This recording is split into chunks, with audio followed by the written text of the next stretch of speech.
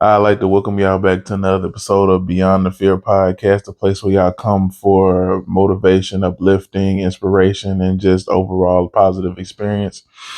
Today's episode was today's episode was motivated by a conversation that I was having with a couple of friends the other day.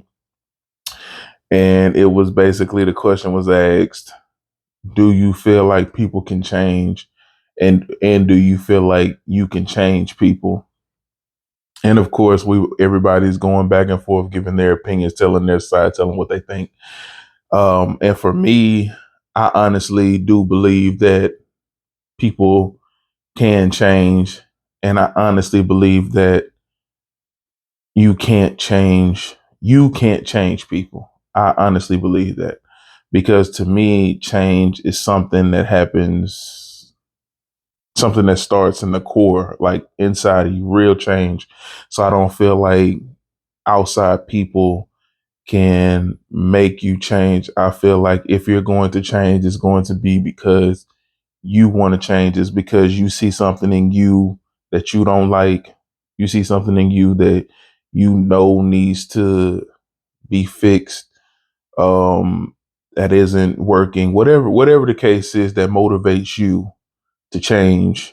You know what I'm saying? It starts with you. So I feel like real change starts with you. Now, can you manipulate or can you pretend to change, long enough to get somebody to stop nagging you or to stop asking you to do this or to start doing this or whatever the case may be? Yes, I do believe that. I do believe that you can manipulate the situation to again make it look like you've changed for the better.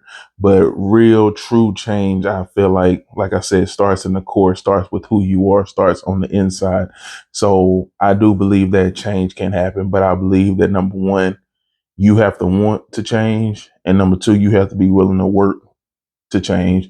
You have to understand that true change isn't going to happen overnight.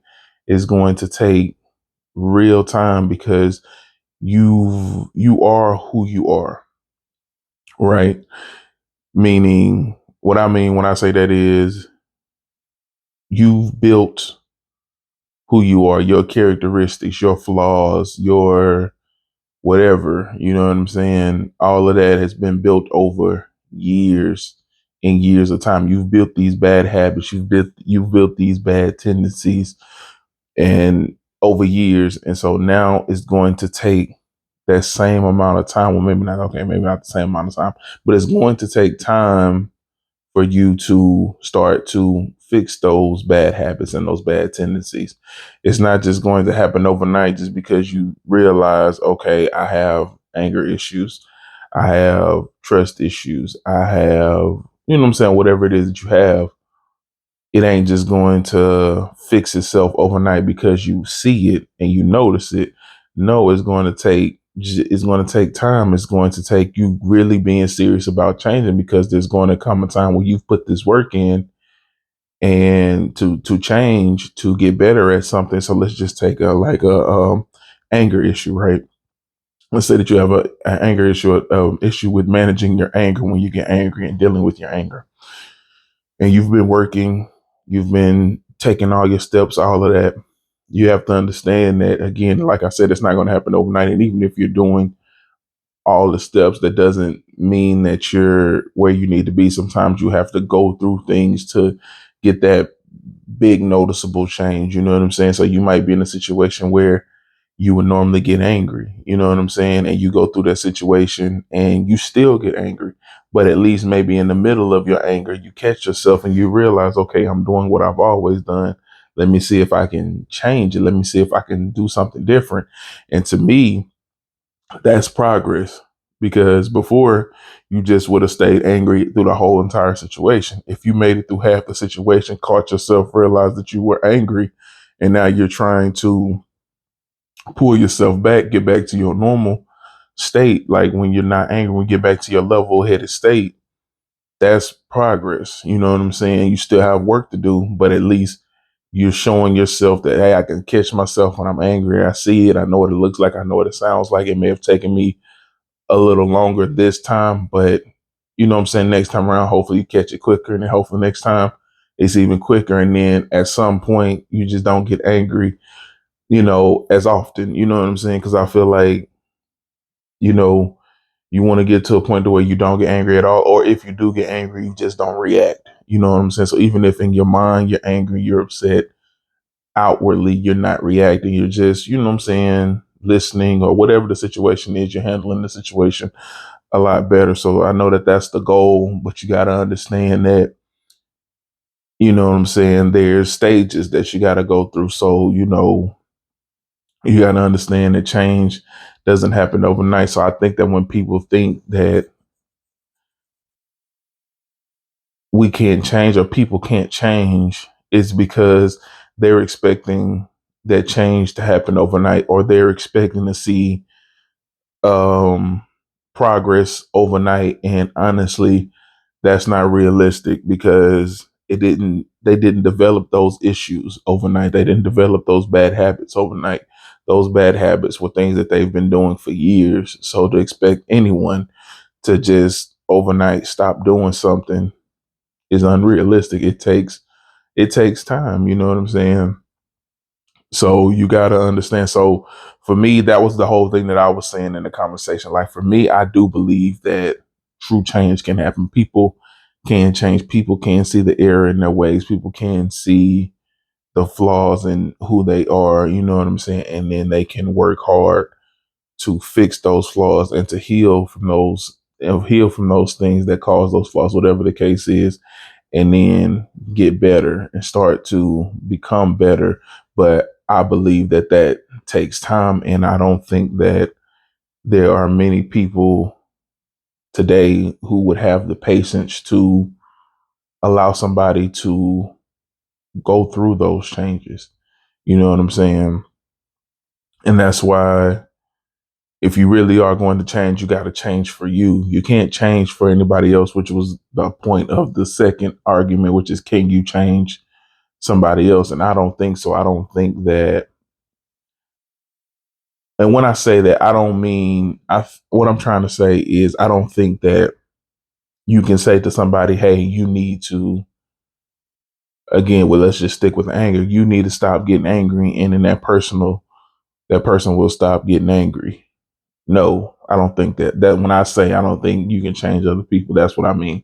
Now, if I'm in a relation, now if somebody's in a relationship with someone else, and the person who has the anger issues realizes, oh, my anger and the way I handle my anger and the way that I express my anger is hurting the person that I care about, the person that I love, the person that I'm trying to build a life with, then yeah. But even with that, it's still, now I believe that kind of change. So I can believe that you can help somebody change in that type of way. But even with that scenario, it's still the person with the anger issue seeing it for themselves, realizing that their character flaws, their reactions, their anger is hurting somebody that they care about. So it's still them realizing that I need to make a change. It's still them seeing that what they're doing is hurting someone that they care about, and they need to start making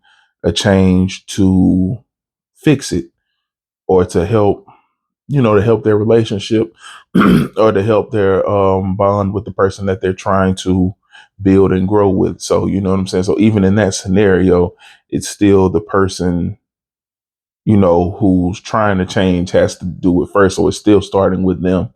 I think that if you try to change for somebody else because somebody else is telling you to change, I don't feel like that. I don't feel like that's real change, because I don't feel like it triggers anything on the inside. Because again, like I said before, I think that real change starts on the inside. It starts with the core. You know what I'm saying? Because if you aren't trying to change who you truly are on the inside, then you're not really changing. You know what I'm saying? You might start doing stuff differently in the beginning to, please the other person or please whoever you're trying to please. But at some point, you go back to who you are. You go back to what you've always done, because again, that's still in you. You're not changing, or you're not healing, or you're not getting rid of whatever that is inside of you making you act this way, that's making you think this way, that's making you do the things that you do that's bothering the people around you. You know what I'm saying? You got to be willing to really sit down with yourself and do the work to make that real change happen. And if you're trying to change for other people, the problem with that is so many things can go wrong. Because number one, like I said, you're not truly changing for you. So you're not really changing on the inside. But the other thing is the moment that a situation happens or the moment that the person that you're changing for doesn't see your change, doesn't see how hard you're working to change, quote unquote change, and they don't appreciate it, then you get mad and you get upset and you just go back to doing what you were doing, because it's like, what am I trying to change for you for? And you don't even appreciate the things that I'm doing to change, or you don't notice it, you don't see it. And that's what I mean. That's what I'm saying. It's like, you're not changing for the right reason. So the moment you try to change for someone else and they don't notice it or they don't appreciate it, now you just want to go back to doing you. And the moment you go back to doing you, then did you really change? Were you really even trying to change?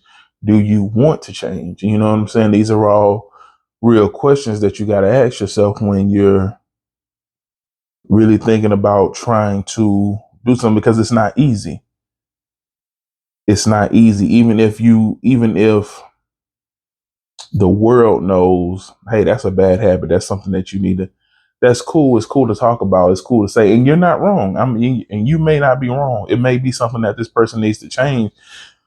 But again, if that's just become a part of who they are because they've been doing it for so long, it's been a bad habit, or it's been something that they've done for a long period of time, and that's just entrenched in them. That's a part of who they are. It doesn't mean that they can't change, but it just means that if they are going to change, it has to be something that they want to do, because it has to start from within them, because that's in them. That ain't just,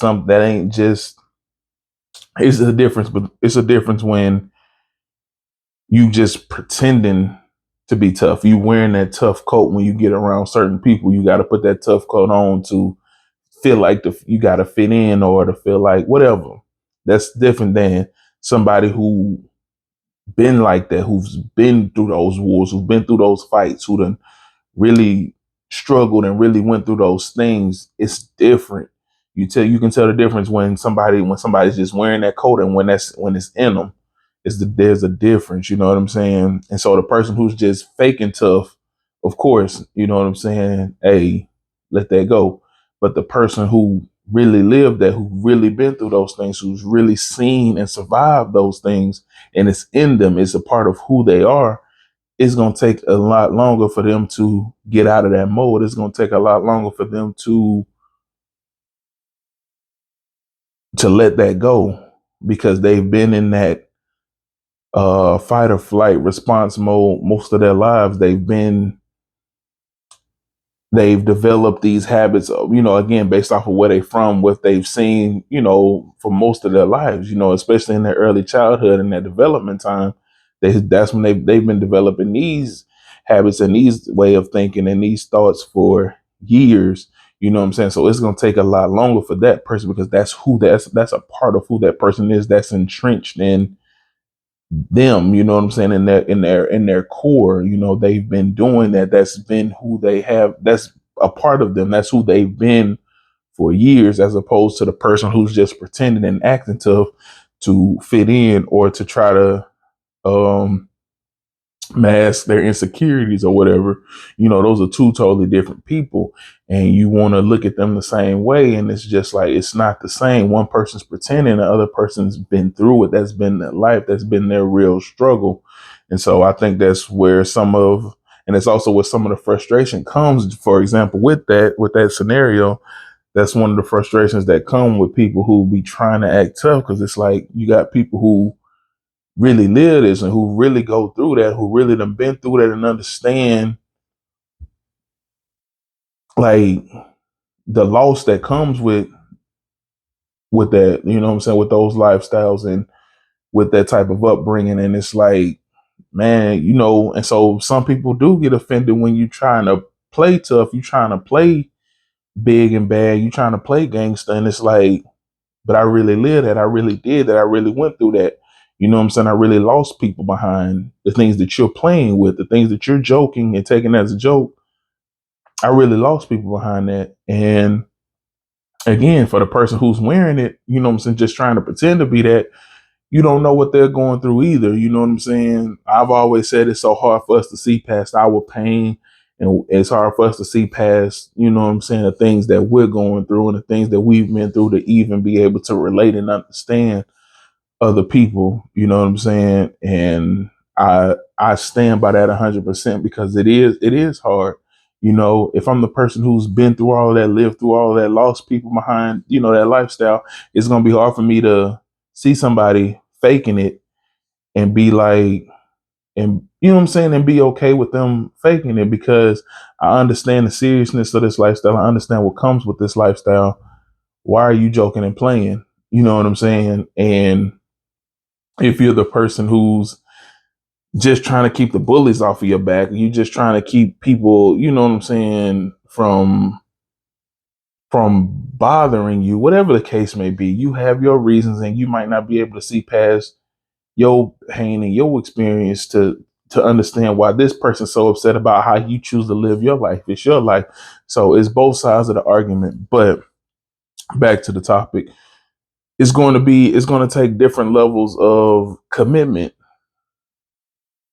to get them to change because it's two different things. You got somebody who's just surface level trying to change. That's just the guy who's wearing the coat.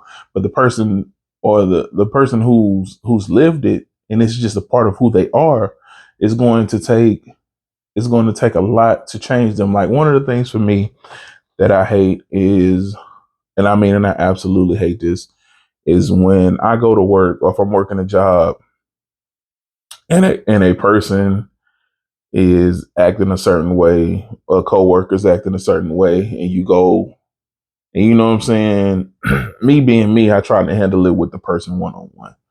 But if it's still going on and I know that the way that I truly want to handle it, I'm going to end up losing my job, I try to go to a manager. And one of the things that I hate hearing from a manager is, oh, that's just who that person is. Oh, that's just him being him, or that's just her being her. And for me, my thing is, I don't care. I don't care if that's who they are. Like, you know what I'm saying? It's certain things that shouldn't be allowed in the workplace and just anywhere. And if one of the things for me is I shouldn't have to feel uncomfortable and disrespected by anybody just because that's just who they are. That's how they talk to people. Cause that's a lie.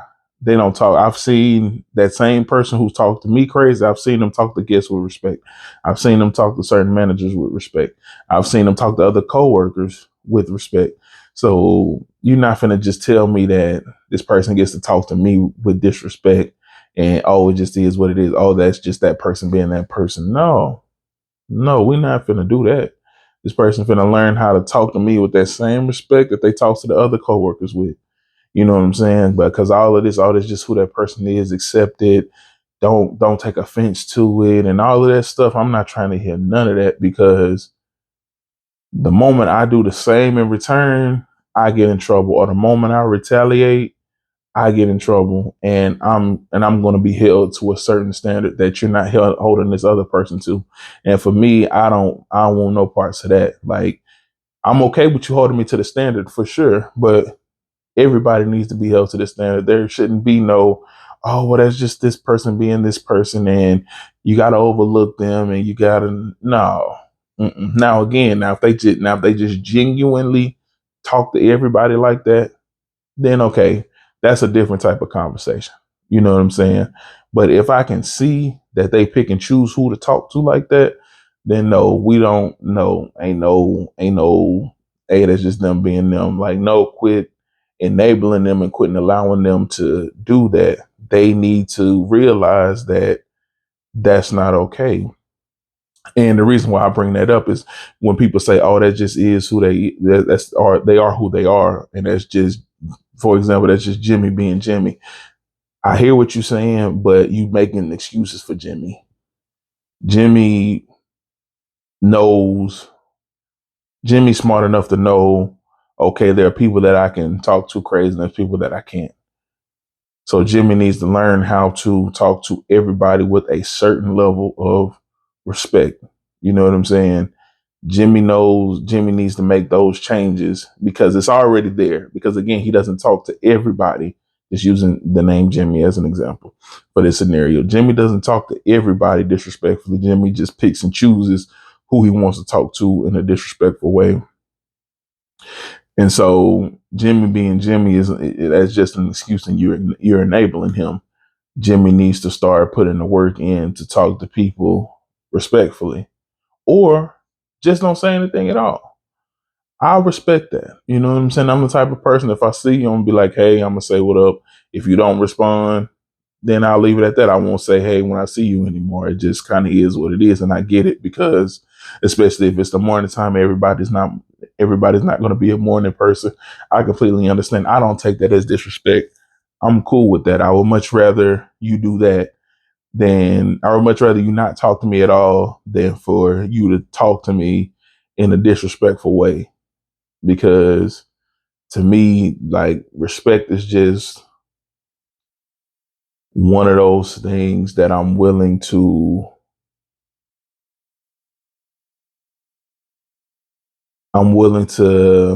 how can I put it? I'm willing to die on the hill, if you will, of respect.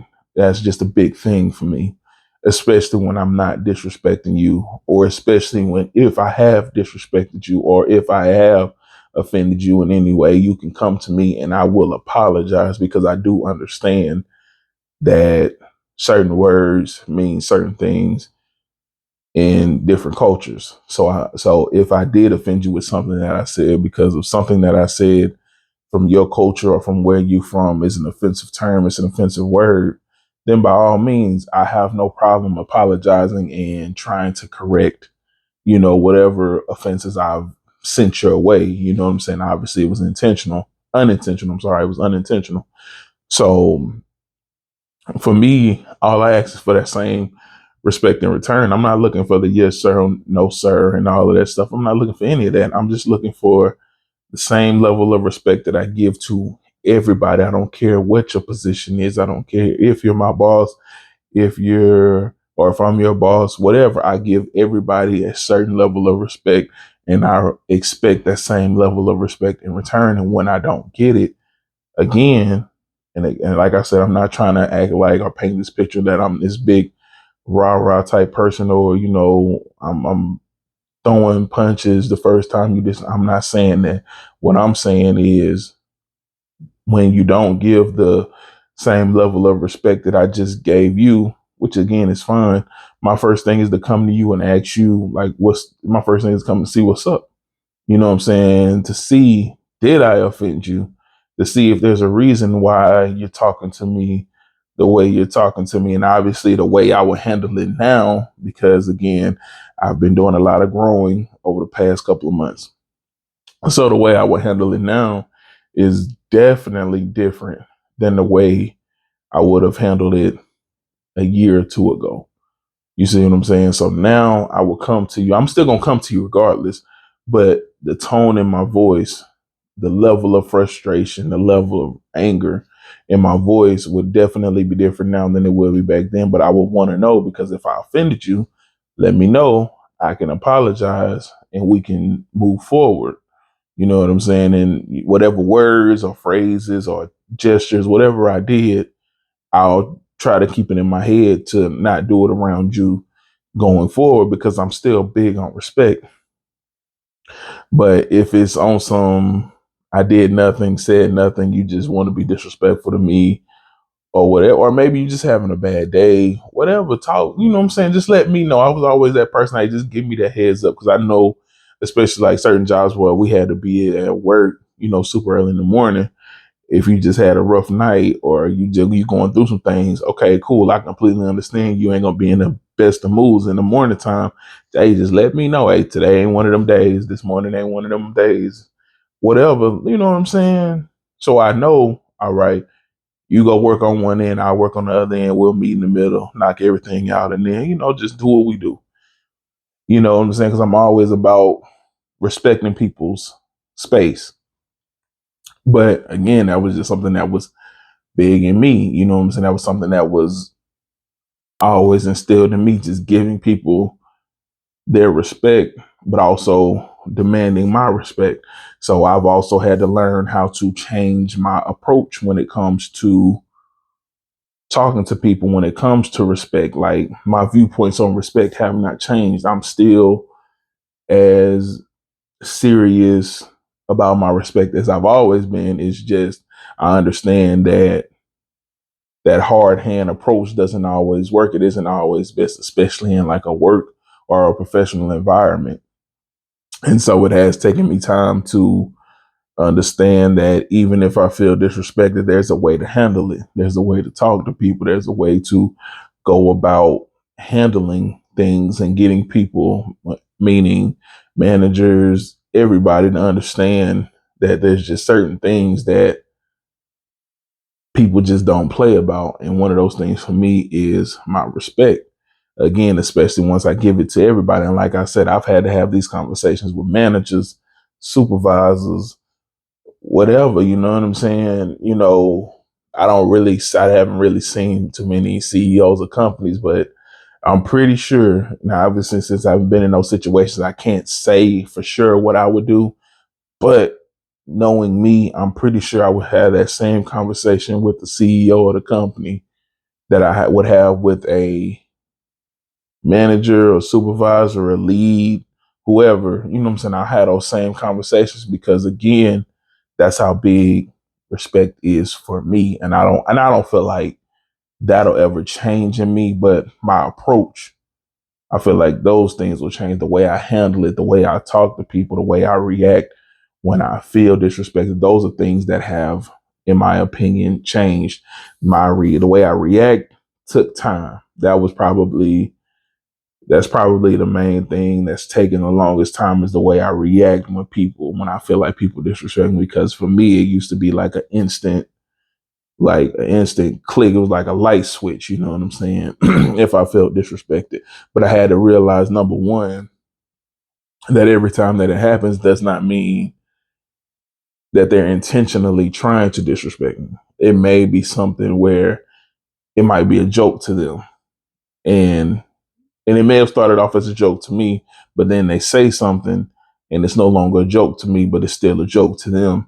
And it may have not been intentional. And so that was something that I had to kind of realize, because that was like one of those, I guess it was like a trigger for me. Like, the disrespect was just a very sensitive trigger for me. And so I had to grow when it came to reacting to people and understanding that it isn't always personal. It isn't always an attack. It isn't always disrespect. Sometimes it's just people joke differently. You know what I'm saying? What may be a joke to them isn't a joke to me. And what may be a joke to me isn't a joke to them. So my reaction was probably the thing that took the longest time for me to change. And I honestly never thought that I would. I always thought that I was going to be the type, when you disrespected me, the first thing I'm gonna feel is anger, and I'm gonna feel rage, and whatever the case may be. But it took time. It took a lot of growing. It took a lot of bumping my head and playing myself out of a lot of good positions. You know what I'm saying? So I missed out on a lot of good opportunities because of my anger. You know what I'm saying?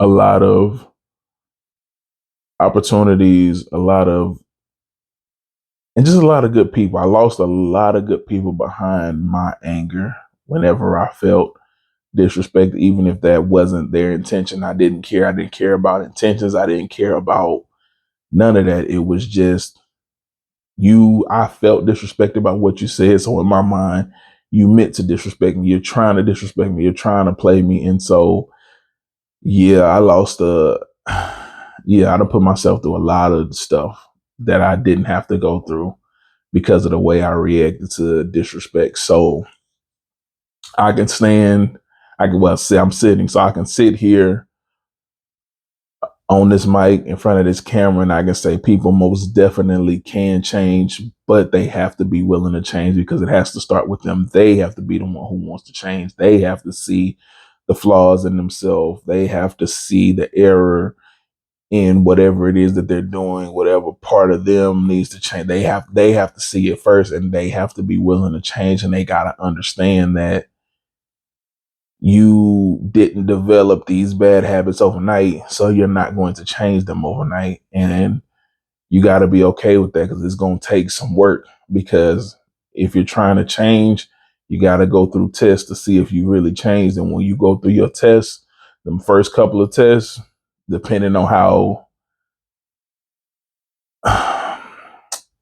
stubborn you are, the first couple of tests could be first 10, they could be the first 2, they could be the first 20 tests. You're going to fail them because, again, you're not going to change overnight. It's not going to change. You're not going to stop. You're not going to stop those bad habits overnight. You're not going to start having good habits overnight. It's just not going to happen. So you're going to fail some of those first couple. You're going to fail those first couple of tests.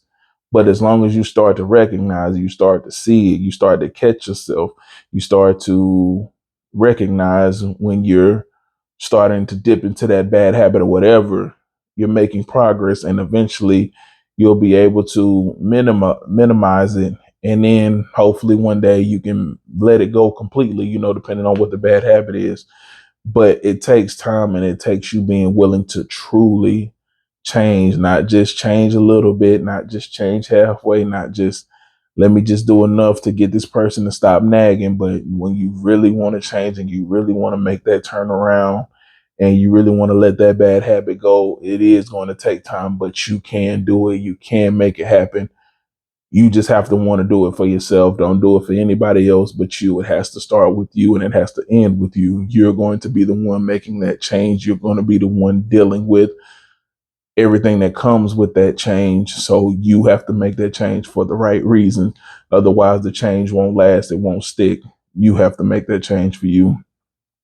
But that's today's episode. I appreciate everybody for tuning in, listening in, for everybody listening on any podcast platforms. Y'all already know. Thank y'all. Please leave a comment. And for anybody watching on YouTube, I appreciate y'all taking the time to watch, like, comment, subscribe, share.